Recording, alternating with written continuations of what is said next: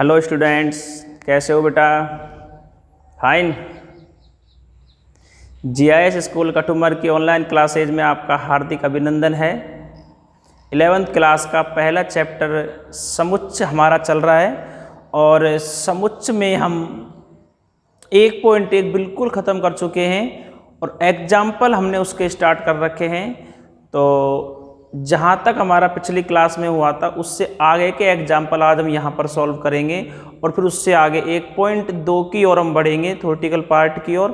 फिर हम एक्सरसाइज 1.2 करेंगे। ठीक है बेटा? तो नेक्स्ट एग्जाम्पल देखेंगे आप। नेक्स्ट एग्जाम्पल अपनी बुक अपने साथ रखें। हाँ, एग्जाम्पल 3 तक हम कंप्लीट कर चुके थे। एग्जाम्पल 3 तक हम बिल्कुल कंप्लीट कर चुके थे। एग्जाम्पल 4 से देखेंगे अब आप। बहुत अच्छा एग्जाम्पल है 4, बहुत ही अच्छा एग्जाम्पल है, ध्यान से आपको समझना है। बहुत अच्छा एग्जाम्पल है भाई, इम्पोर्टेंट भी हम इसे कह सकते हैं। एग्जाम्पल 4, ठीक है। कोई समुच्चय आपके सामने दिया हुआ है, समुच्चय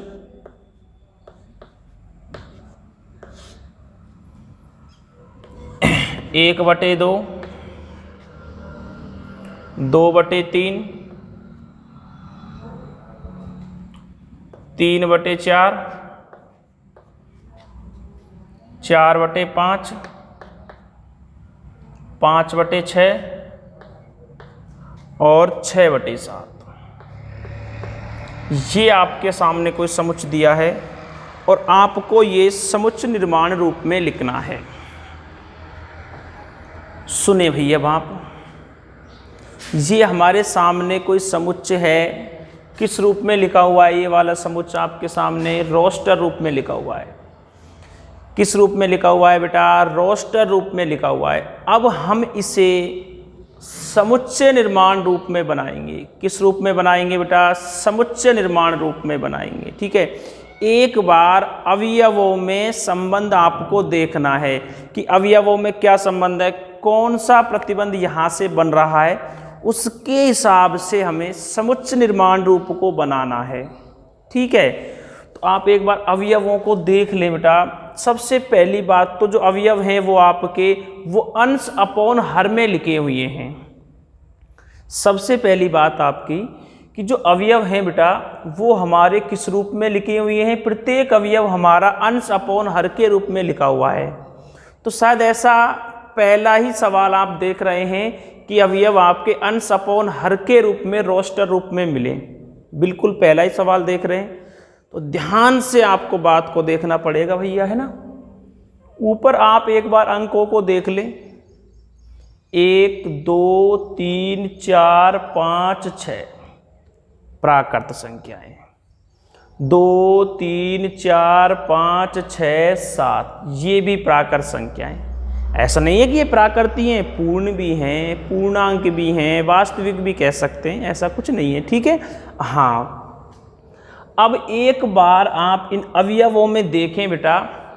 1/2, 2/3, 3/4, इसका मतलब अंश जो है ना उस अंश से हर एक अधिक है। अंश से हर एक अधिक है। देखें आप, जैसे 1 है इससे 1 अधिक 2, ये 2 है इससे 1 अधिक 3, ये 3 है इससे 1 अधिक 4, ये 4 है 1 अधिक 5, ये 5 है 1 अधिक 6, ये 6 है 1 अधिक 7।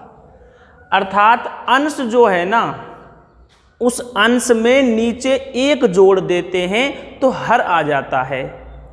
तो अंश और हर में एक संबंध स्थापित हो रहा है।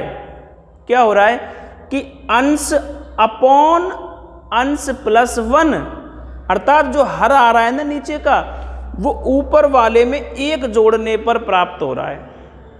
जो आपका ऊपर का अंक है उससे 1 अधिक है कौन? नीचे वाला अंक। तो अब हम यहाँ से समुच्चय निर्माण रूप बनाते हैं। तो ये बीज गणित की शर्त से बना लेते हैं। देखो इस तरह से हम यहाँ से लिखेंगे। सबसे पहले समुच्चय निर्माण रूप, समुच्चय निर्माण रूप। क्या बनेगा जी समुच्चय निर्माण रूप अपना? देखें, नाम तो कुछ ऐसा दिया नहीं है, कोई दिक्कत नहीं है, ठीक है। तो समुच्चय निर्माण रूप देखें आपका x सच दैट x, ये तो रहेगा ही, ये तो रहेगा ही, x सच दैट x। अब क्या संबंध स्थापित हो रहा है वो आप देखें यहां से, x सच दैट x आ गया आपके सामने, ठीक है, बराबर क्या संबंध स्थापित हो रहा है जी?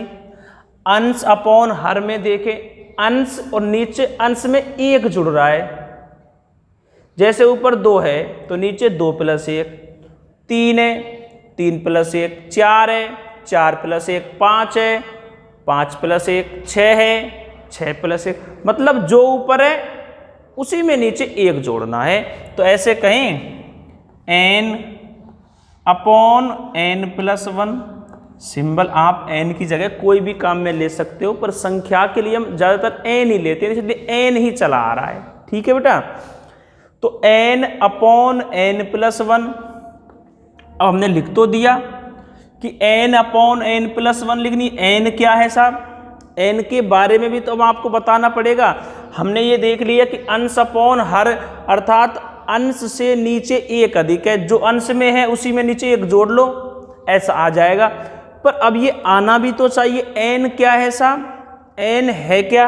तो n क्या है देखो, छोटा n है ये, n क्या होगा? प्राकृत संख्या। n क्या होगा? प्राकृत संख्या। चाहे तो आप इस भाषा को हिंदी में लिख दें कि स्मॉल n कौन है? एक प्राकृत संख्या है।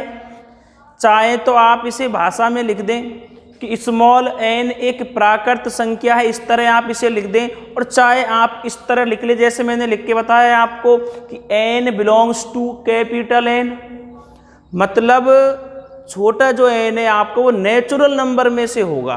तो नेचुरल नंबर कहाँ से स्टार्ट होता है साहब? 1 से स्टार्ट होता है। तो आपके जो n के मान है ना, आपके जो n के मान है वो 1 से स्टार्ट होंगे। n के मान कहाँ से स्टार्ट होंगे? 1 से स्टार्ट होंगे, ठीक है। तो फिर 1 से स्टार्ट करना, एक बार 1 जमाना यहाँ पर, ये सब कुछ हल होने पर ये मिल जाएगा। तो समुच्चय निर्माण रूप आपका खत्म हो जाता है। अभी पूरा नहीं हुआ है, अभी आप समझते रहें। n कहाँ बिलोंग्स करा? कैपिटल N में। कैपिटल N में से मैं 1 ले लेता हूँ, 1 से प्रारंभ होती हैं प्राकृत संख्याएं। तो 1 अपॉन 1 + 1, 1/2, 2 ले लेता हूँ, 2 अपॉन 2 + 1, 2/3, 3 ले लेता हूँ, 3 अपॉन 4, 4 लेता हूँ, 4 अपॉन 5, 5 लेता हूँ, 5 अपॉन 6, 6 लेता हूँ, 6 अपॉन 6 + 1 तो 6/7। लेकिन मैं तो 7 भी लूँगा तो फिर 7 अपॉन 8 आएगा। 7 अपॉन 8 इसमें है नहीं, मैं तो 8 भी लूँगा, 9 भी लूँगा, ऐसे लेते ही चले जाएंगे हम तो, क्योंकि n में बिलोंग्स कर रहा है, अर्थात प्राकृत संख्या लेनी है। तो फिर इसका मतलब अभी अधूरा है। प्राकृत संख्या तो लेनी है, पर प्राकृत संख्या में भी बताना पड़ेगा आपको कि यहां तक की प्राकृत संख्या लो, इससे आगे की प्राकृत संख्या मत लो। तो फिर n आप कहां से कहां तक लेंगे साहब? 1 से 6 तक। 1 से 6 तक आपको n की रेंज बतानी पड़ेगी, यहां से यहां तक लो, इससे आगे नहीं। आगे लेंगे तो फिर वो अपने समुच्चय निर्माण रूप में नहीं आएगा साहब। तो फिर हम n का मान बताएंगे साइड में कि 1 < n < 6। अब हमारा पूरा हो जाता है समुच्चय निर्माण रूप। स्मॉल n जो प्राकृत संख्याओं में से लिया जा रहा था, वो प्राकृत संख्या भी कहां से कहां तक लेनी है आपको? 1 से 6 तक। देखो 1 या 1 से बड़ा, ये चिन्ह क्या कहता है कि 1 या 1 से बड़ा है n, और 6 या 6 से छोटा है n। यही तो कहता है कि 1 या 1 से बड़ा है n, और 6 या 6 से छोटा है n, और n है कहाँ से? प्राकृत संख्याओं में से। तो आपको ऐसी प्राकृत संख्या लेनी है, आपको ऐसी प्राकृत संख्या लेनी है जो 1 या 1 से बड़ी हो, 6 या फिर 6 से छोटी हो। वो प्राकृत संख्याएं आपको यहाँ से सम्मिलित करनी है। तो फिर कौन कौन सी हुई साहब? 1, 2, 3, 4, 5 और 6, ये 6 प्राकर संख्या हो जाएंगी आपकी। तो इन 6 प्राकर संख्याओं को आप यहां पर जमाएं 1 से और 6 तक, यही आपको मिलता हुआ चला जाएगा। इसके बाद अब कोई अवयव नहीं आएगा, शर्तें आपकी फिक्स कर दी है मैंने। तो ये आपका समुच्चय निर्माण रूप बना साहब। ये आपने अंश अपॉन हर में पहला सवाल देखा है साहब, इसलिए इतना जोर लगा करके समझाया गया है आपको। ठीक है, पहला क्वेश्चन था आपका। चलो तो आप इसे नोट कर ले बहुत अच्छे तरह से।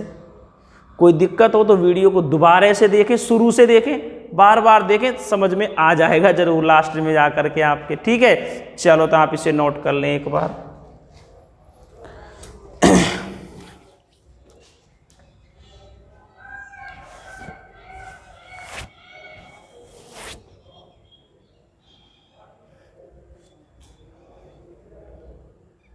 हो गया होगा साहब?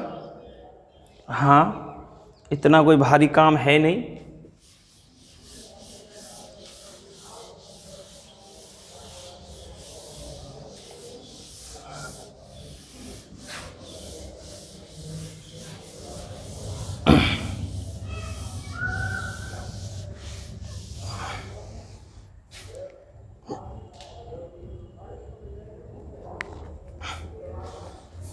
हाँ भाई, लास्ट एग्जाम्पल आपका बच जाता है 1.1 का, लास्ट एग्जाम्पल है बेटा। ठीक है, उदाहरण नंबर 5। फिर हमारी एक्सरसाइज 1.1 विद एग्जाम्पल खत्म हो जाती है। ठीक है, उदाहरण नंबर 5।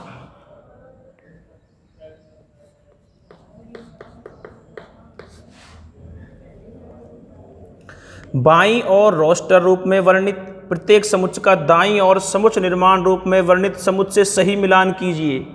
आपको एक तरफ रोस्टर रूप दिया है, एक तरफ समुच्चय निर्माण रूप दिया है, आपको उनका मिलान करना है।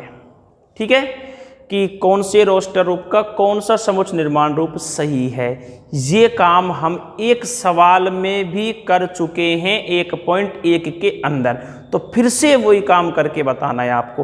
फिर से आपको सवाल एक बार सिखाना चाह रहा है कि कोई रह गया हो तो वो एक बार और सीख लें रोस्टर रूप और समुच्चय निर्माण रूप। अगर कोई बच गया हो तो अंतिम मौका ये, फिर 1.2 में ये मौका नहीं मिलेगा आपको। ठीक है, शर्तें तो आती रहेंगी बार बार। हाँ ठीक है जी। देखो अब आप पहला नंबर इसमें लिखा हुआ है आपके सामने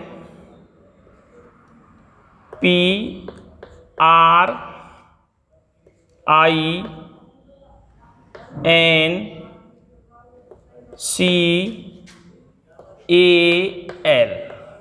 ठीक है जी। नंबर 2 है आपके सामने 0। नंबर 3 बेटा आपके सामने 1 2 3 6 9 18। ठीक है। नंबर 4 है आपके सामने 3 -3। ठीक है भाई। अब देखेंगे आप भैया नंबर ए, इधर से ये बेटा कौन से रूप हो गए? रोस्टर रूप हो गए बेटा। किसी को नहीं पता हो कि रोस्टर रूप कैसा होता है तो वो एक बार और देख लें, और कहीं आएगा तो फिर आपको बता दिया जाएगा बेटा कि ये जो आपके सामने लिखा हुआ है ये कौन सा रूप है बेटा? ये रोस्टर रूप है। कौन सा रूप है बेटा? रोस्टर रूप है। अब इधर मैं आपके सामने समुच्चय निर्माण रूप लिखता हूं, देखें आप ए पार्ट। ठीक है भाई। एक्स सच दैट एक्स एक धन पूर्णांक। सवाल लिखने में थोड़ा समय लग रहा है पर लिखना भी जरूरी है। ऐसे पढ़ के समझा के नहीं छोड़ सकता। मुझे खुद को अंदर से मज़ा नहीं आता जब तक मैं बच्चे को नहीं छोड़ता समझाते हुए। ठीक है। हाँ, एक्स सच दैट एक्स एक धन पूर्णांक है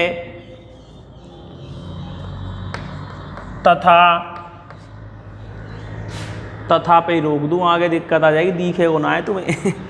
तथा 18 का भाजक है। ठीक है, मंझला कोष्टक बंद।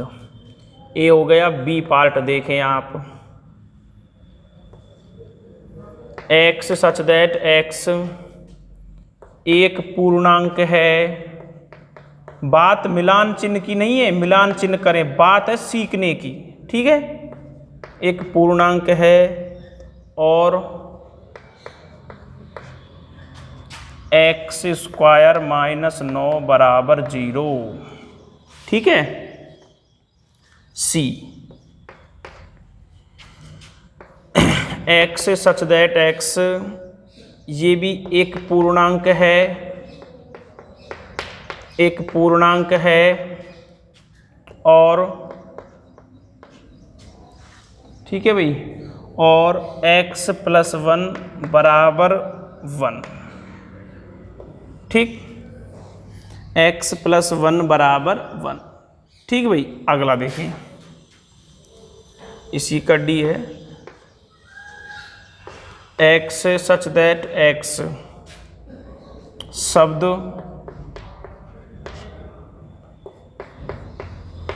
प्रिंसिपल, प्रिंसिपल ही है ना, हाँ प्रिंसिपल।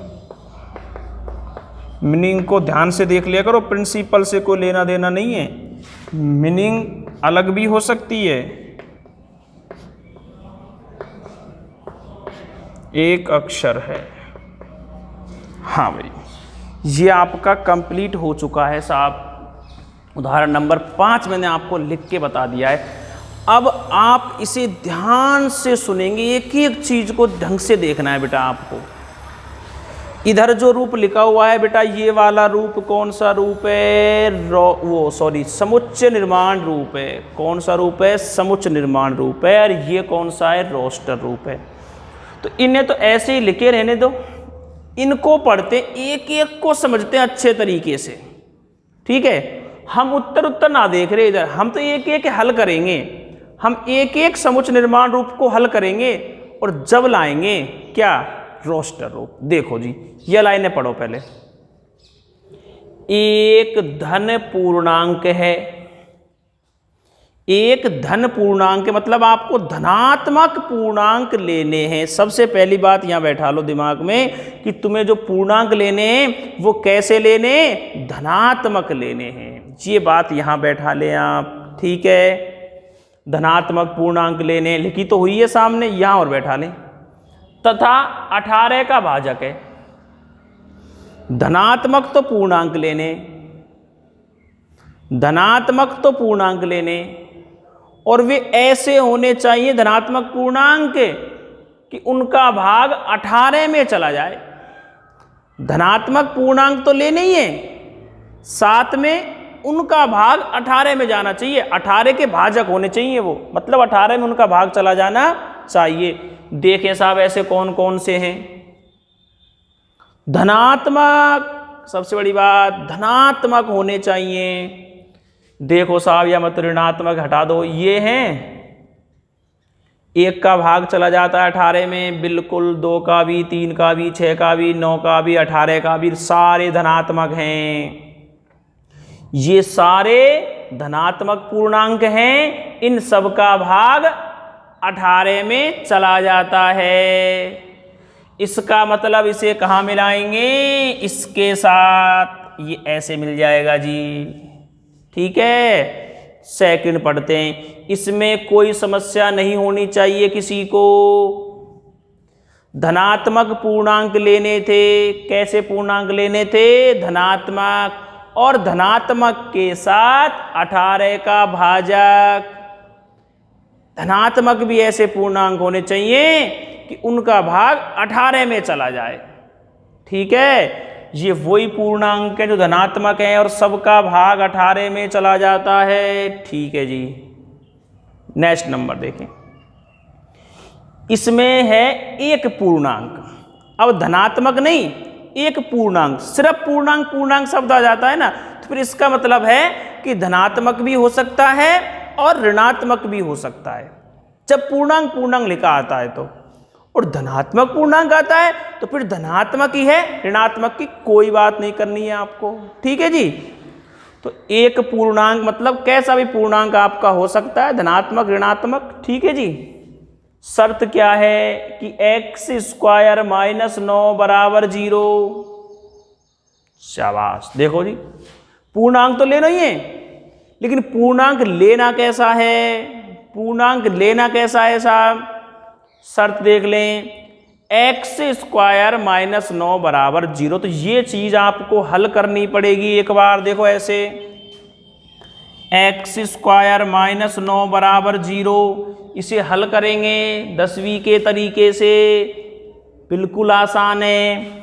x स्क्वायर बराबर 9 आ जाएगा, ठीक है।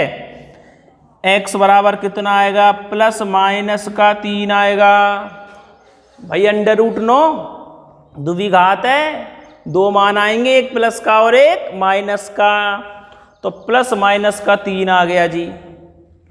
तो x के दो मान हुए, प्लस का 3 और माइनस का 3, या फिर माइनस का 3 प्लस का 3, कैसे भी कह लो, क्योंकि समुच्चय में क्रम का कोई महत्व होता ही नहीं है, इसलिए कैसे भी कह लो, ठीक है। चलो जी सुने आगे। तो फिर इसका उत्तर हो गया जी -3 + 3 या +3 -3, ऐसा कोई है क्या इसमें? बिल्कुल ये मिल गया जी। तो ये कहाँ मिला देंगे साहब? अपन बी में मिला देंगे इसको ऐसे, ठीक है। ये दोनों पूर्णांक हैं, देखो माइनस भी है प्लस भी है, दोनों पूर्णांक हैं। माइनस प्लस से हमें मतलब ना है, हमें तो पूर्णांक से मतलब है। वो बता रहा है माइनस प्लस, तो x की घात 2 -9 बता रहा है कि दो उत्तर है साहब, एक प्लस को 3 और एक माइनस को 3, ठीक है बेटा, प्लस माइनस 3, ठीक। नेक्स्ट पढ़ते हैं, x सच दैट x एक पूर्णांक है। फिर से यहां पर भी पूर्णांक लेना है, इस जगह भी आपको पूर्णांक लेना है।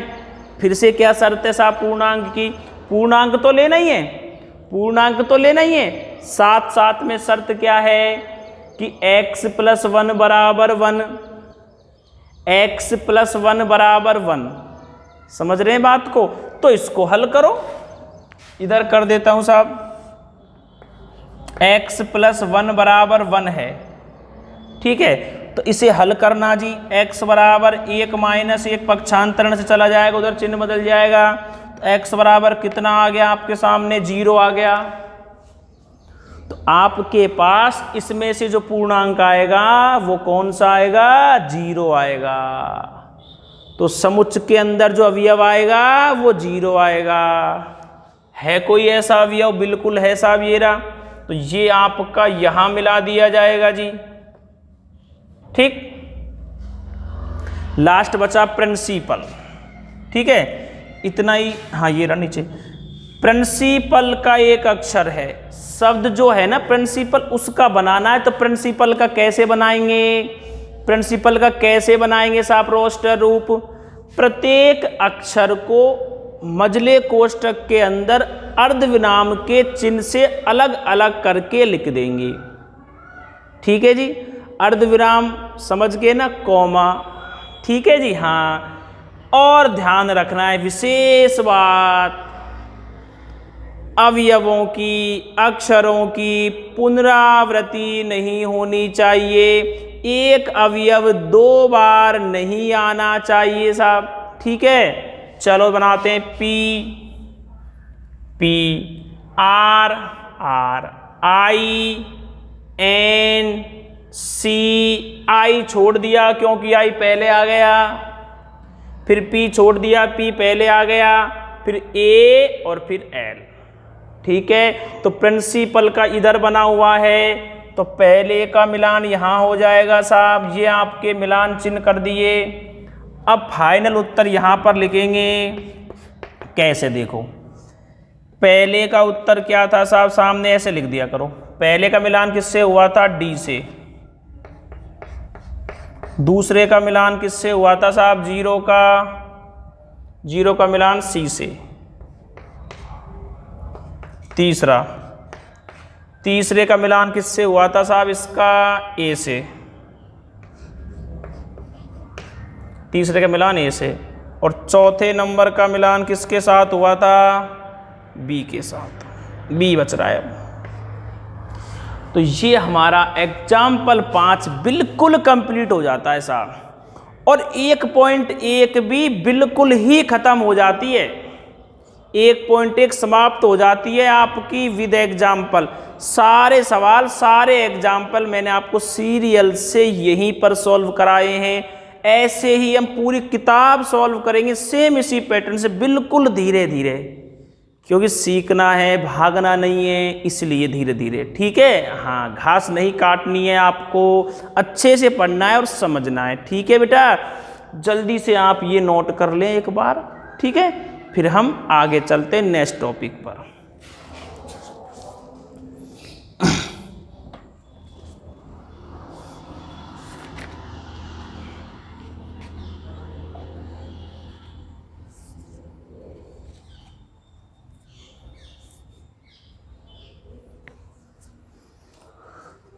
हो गया होगा साहब सबका,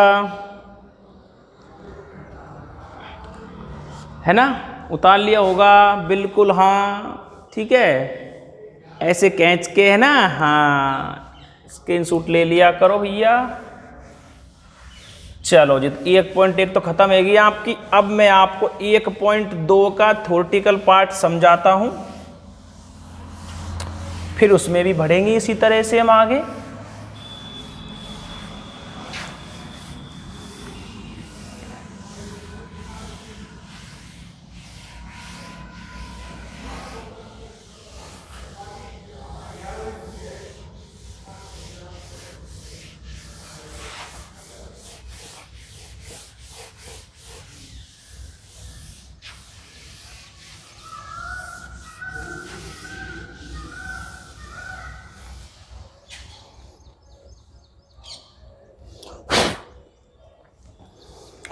सबसे पहला टॉपिक आता है हमारा रिक्त समुच्चय। रिक्त समुच्चय, एम्प्टी सेट्स। ठीक, द एम्प्टी सेट्स।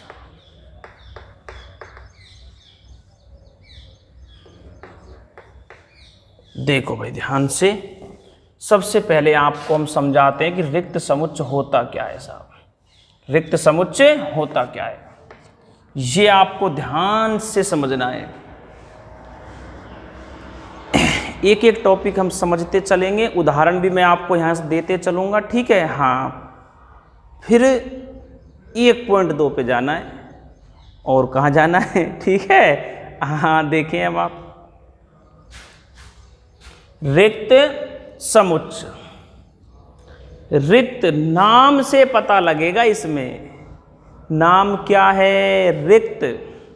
रिक्त मतलब खाली, रिक्त मतलब खाली, कुछ नहीं, एम्प्टी। एम्प्टी अर्थात रिक्त, अर्थात खाली, अर्थात उसके अंदर कुछ भी नहीं है, उसके अंदर कुछ भी नहीं है। तो फिर जब कुछ भी नहीं है तो ऐसा समुच्चय क्या होता है? रिक्त होता है। जब समुच्चय के अंदर अवयव हैं तो क्या वो रिक्त है? नहीं है, रिक्त कहाँ है? अवयवी है। तो जब समुच्चय के अंदर अवयव नहीं है तो फिर वो क्या है? रिक्त है। जैसे देखो,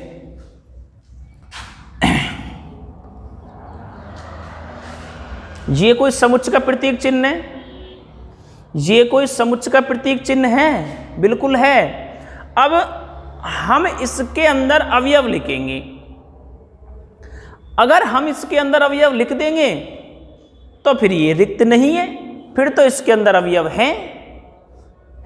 अब इसके अंदर अवयव नहीं है तो अब ये रिक्त है, ये खाली है, इसमें कुछ नहीं है, ये एम्प्टी सेट है। अर्थात ऐसे समुच्चय को रिक्त समुच्चय कहते हैं। ऐसे समुच्चय को रिक्त समुच्चय कहते हैं।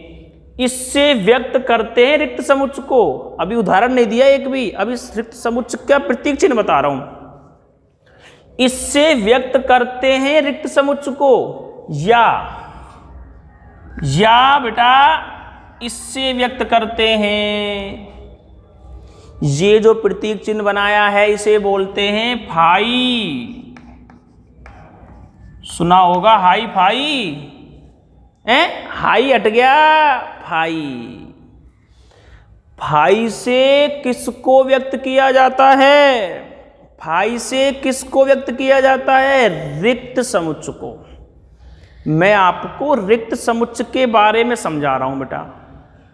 तो रिक्त समुच्चय के ये प्रतीक चिन्ह है आपके सामने। आपको कहीं भी फाई मिल जाता है इस तरह से तो आप समझ जाना इसका मतलब रिक्त समुच्चय है, एम्प्टी सेट है, ये खाली है साहब ये। और ये भी इसी का प्रतीक चिन्ह है। ये दो तरह से व्यक्त किया जाता है। ये मंझला कोष्ठक है, मंझला कोष्ठक बना के छोड़ दिया, अंदर कुछ आया ही नहीं, अंदर कुछ आया ही नहीं तो फिर वो खाली रह गया, वो रिक्त रह गया, तो ऐसा समुच्चय ही रिक्त समुच्चय कहलाता है। ठीक है बेटा, इसके अंदर कोई भी अवयव विद्यमान नहीं होते हैं। ये भी इसी का प्रतीक चिन्ह है साहब। ये ग्रीक भाषा का शब्द है बेटा। शब्द क्या? ग्रीक भाषा से ये प्रतीक चिन्ह लिया गया है। ग्रीक भाषा से। कौन सी भाषा से साहब? ग्रीक भाषा से। ग्रीक भाषा से फाई लिया गया है। ग्रीक भाषा के बहुत सारे प्रतीक चिन्ह हमारे गणित के अंदर चल रहे हैं। ठीक है, जैसे वो जेड चल रहा है पूर्णांकों वाला, सिग्मा पढ़ा था आपने 10वीं में, एप्सिलॉन जिसको हम बोलेंगे अब आगे एप्सिलॉन का सब बना देंगे उसको। ऐसे बहुत सारे प्रतीक चिन्ह हैं। ठीक है, तो ये फाई और ये मंझला कोष्ठक किसका प्रतीक चिन्ह है साहब? रिक्त समुच्चय का। अब साहब कैसे होते हैं रिक्त समुच्चय? 2 4 5 एग्जाम्पल हो जाए रिक्त समुच्चय के? बिल्कुल हो जाए साहब। सुनो जी, मैं आपके सामने कोई लिखता हूं समुच्चय कि x सच दैट x लिख दिया मैंने आपके सामने और कहा ऋणात्मक प्राकृत संख्याएं। x एक ऋणात्मक प्राकृत संख्या है। ये छोड़ दिया मैंने ऐसे करके। भाई x एक ऋणात्मक प्राकृत संख्या है। मैंने आपसे क्या बनवा लिया भैया? x एक ऋणात्मक प्राकृत संख्या है। तो अब हम इस रूप को रोस्टर रूप में लिखने का प्रयास करेंगे प्रयास। चलो हम रोस्टर रूप में लिखेंगे साहब। सबसे पहले मंझला कोष्ठक आएगा साहब, उसके अंदर अवयव बनाएंगे साहब। हम बनाते हैं एक ऋणात्मक प्राकृत संख्या। मैं आपसे कहूं बेटा ऋणात्मक प्राकृत संख्याओं को इसमें लिख दो। मैं आपसे कहूं कि ऋणात्मक प्राकृत संख्याओं को इसके अंदर लिख दो, तो क्या लिखोगे साहब आप यहां पर जब आपके पास है ही ना है? तो प्राकृत संख्या कभी भी ऋणात्मक होती ही नहीं है।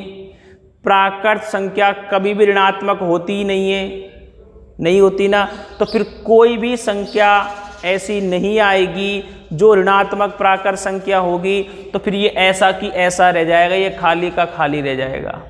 अर्थात इसके अंदर कोई भी अवयव विद्यमान नहीं होगा और ये रिक्त रह जाएगा, जैसा है वैसा की वैसा रह जाएगा साहब। ये अवयव नहीं बनेगा इसके अंदर, और जब तक अवयव नहीं बनेगा तब तक ये रिक्त रहेगा। अवयव ही आ गया तो फिर रिक्त कहाँ रहा साहब? फिर तो अन्य कोई नाम हो जाएगा समुच्चय का। रिक्त समुच्चय वही होगा जहां पर समुच्चय के अंदर कोई भी अवयव विद्यमान नहीं होना चाहिए साहब। एक ही लाइन में बात को यहां बैठा लेना। रिक्त समुच्चय वो होगा जहां पर समुच्चय के अंदर कोई अवयव विद्यमान नहीं होगा। एक भी अवयव समुच्चय के अंदर नहीं आना चाहिए। अगर आ गया तो फिर वो रिक्त नहीं है, बिल्कुल नहीं है। ठीक है, और देखो x सच दैट x। ठीक है भाई,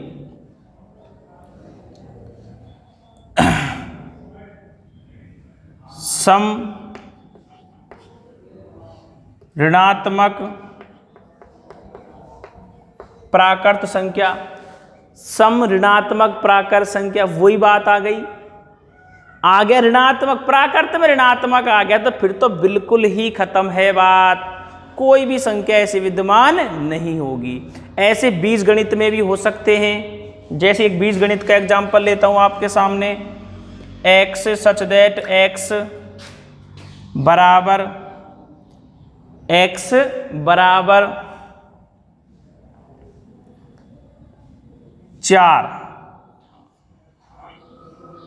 4 का अंडर रूट ले लो चलो, ठीक है, और 4 का अंडर रूट लेके x को बिलोंग्स करा दो साहब किसके अंदर, -4 ले लो चलो, और n में करा दो। हाँ जी, हम इसे हल करेंगे साहब। ये पता है क्या है, अंडर रूट के अंदर -4 है, तो अंडर रूट के अंदर -4 है, मैं इसको हल करूंगा तो एक काल्पनिक संख्या देगा। कैसी देगा, काल्पनिक संख्या देगा। तो काल्पनिक संख्या देगा, जबकि ये कह रहा है कि x कहाँ बिलोंग्स करेगा, प्राकर संख्याओं में। तो ऐसी कोई प्राकर संख्या यहां से प्राप्त हो सके कि यह हल करने पे, या हल करने पर प्राकर संख्या प्राप्त हो सकती है। इसको हल करने से प्राकर संख्या प्राप्त हो सकती है क्या, इसे हल करने से प्राकर संख्या प्राप्त नहीं हो सकती, काल्पनिक संख्या आ रही है। ये कॉम्प्लेक्स नंबर में चला गया 5वें चैप्टर में, ठीक है। तो ऐसा कोई प्राकृतंक यहां से विद्यमान नहीं होगा। हाँ, यहां से पता है क्या हो सकता है, यहां से अगर मैं -4 को हटा दूं तब आपको प्राकृतंक 2 मिल सकता है, 4 का अंडर रूट, ठीक है। तो यहां से ये पता किस में चला जाएगा, रिक्त समुच्चय में, क्योंकि इसके अंदर कोई भी अवयव विद्यमान नहीं हुआ। 1-2 एग्जाम्पल आपकी बुक के कराता हूं, देखो मैं यहां से, आपकी बुक में भी बहुत सारे एग्जाम्पल ऐसे दे रखे हैं। जैसे पहला एग्जाम्पल देखेंगे आप,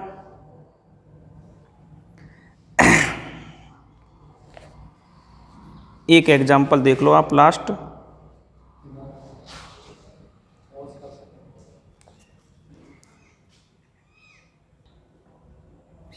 देखिए भाई, एक एग्जाम्पल यहां से आपको मैं कराता हूं, x सच दैट x² बराबर 4। इसी तरह का देखो आपकी बुक में भी दिया है, और x विषम है, ठीक है। हाँ जी, सुनिए आप ध्यान से, ये कोई आपके सामने एग्जाम्पल लिखा हुआ है। कौन से रूप में लिखा हुआ है बेटा, ये कौन से रूप में लिखा हुआ है बेटा, ये समुच्चय निर्माण रूप में। x² बराबर 4, हम इसे हल करते हैं तो x बराबर हमारे पास ±2 आता है। क्या आता है हमारे पास, ±2 आता है ना। लेकिन सवाल आपसे क्या कह रहा है कि x विषम है, x विषम है, तो ये तो साहब सम आ रहा है। कैसा आ रहा है, सम आ रहा है। तो फिर हम तो कोई भी अवयव ले ही नहीं सकते इसके अंदर। भाई हमारा काम क्या होता है, हम इसे हल करते हैं, और हल करने के बाद जो अवयव आता है उस अवयव को मंझले कोष्ठक में लिखते हैं, हमारा रोस्टर रूप बन जाता है। क्योंकि ये समुच्चय निर्माण रूप है, हमारा समुच्चय बन जाता है उसके बाद। तो हम इसे हल करेंगे, जो अवयव आएगा उसे यहाँ लिखेंगे। इसे हल करने पर तो +-2 आया, इसे हल करने पर तो +-2 आया ना। तो +-2 हम लिख दें, लेकिन नहीं लिख सकते, ये शर्त भी है साइड में, x विषम है, कि जो हल होने पे आता है ना वो विषम होना चाहिए। कैसा होना चाहिए, विषम। जबकि ये विषम आता ही नहीं है, ये तो सम आता है। तो फिर हम इसके अंदर कोई भी अवयव नहीं ले सकते भैया। ये एग्जाम्पल कहाँ चला गया, रिक्त समुच्चय में चला गया। तो आपके पास ऐसे बहुत सारे एग्जाम्पल मिलेंगे, ठीक है। लेकिन उसे हल जब करेंगे ना तो वहां से कोई भी अवयव आपको नहीं मिलेगा, कोई भी अवयव नहीं मिलेगा। अगर अवयव मिल गया तो फिर वो रिक्त ही नहीं रहा, अवयव मिल गया तो फिर वो रिक्त नहीं रहेगा। रिक्त कब रहेगा, जब वहां से कोई भी अवयव हमें विद्यमान नहीं होता है, जब ही वो समुच्चय रिक्त रहेगा।